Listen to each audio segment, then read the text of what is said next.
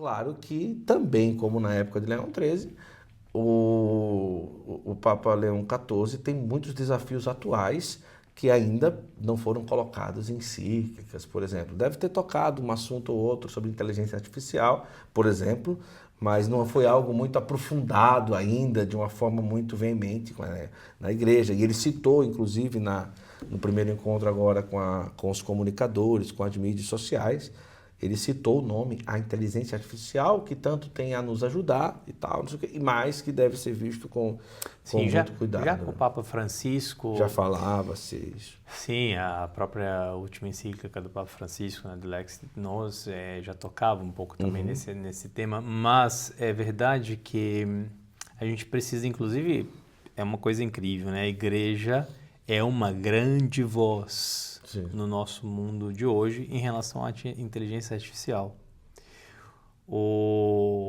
Aqui na Itália, por exemplo, no governo italiano, o nome de referência do governo italiano para a inteligência artificial e para toda a questão da legislação italiana sobre o uso da inteligência artificial é um sacerdote, é um padre, né? Então, para dizer assim, o quanto que a igreja está inserida nesse... A gente não tem tanto conhecimento nisso, mas a igreja está muito inserida nesse aspecto. Até porque a igreja é, com certeza, a instituição do mundo de hoje, no atual, que tem maiores condições de dar uma orientação para as questões éticas em relação ao uso da inteligência artificial. Porque essa é uma das grandes questões hoje, né? A inteligência artificial aí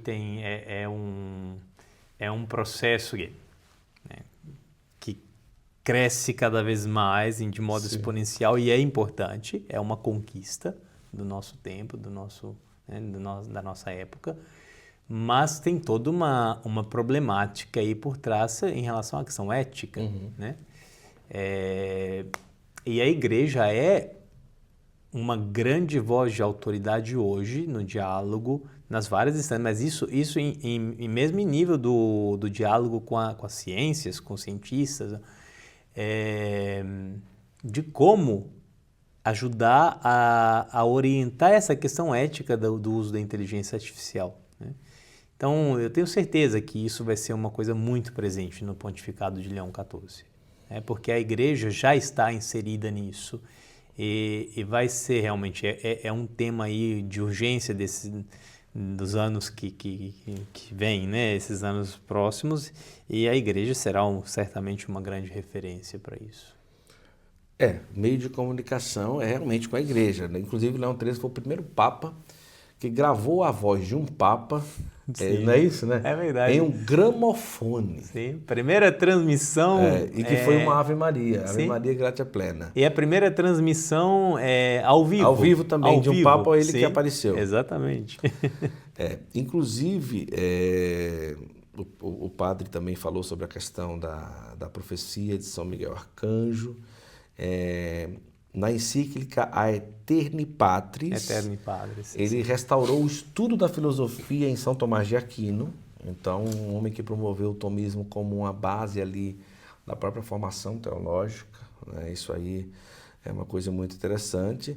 Então, o primeiro papa de transmissão, o primeiro papa que gravou. E sabe uma coisa muito interessante em relação a essa questão do tomismo, né? Com o Papa Leão XIII, a gente pode dizer que nasce toda uma linha de neotomismo, que é uma escola teológica que se reforçou muito depois no século XX, né? Nos anos 1900. Mas basado sobretudo nessa ideia de que não existe, porque essa era uma das grandes polêmicas da época, né? De que não existe uma oposição entre o pensamento teológico e as ciências. Na verdade, o Papa Leão XIII ele foi muito importante para entender a teologia como uma ciência, né?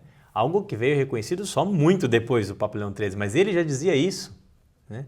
Ele já apresentava a teologia. A teologia precisa ser uma ciência como as demais ciências, né? E aí a importância do estudo. Então, para dizer assim, o quanto que tinha sensibilidade, e já, né, ligando hoje aí um pouco a questão da inteligência artificial, né, como a gente dizia antes,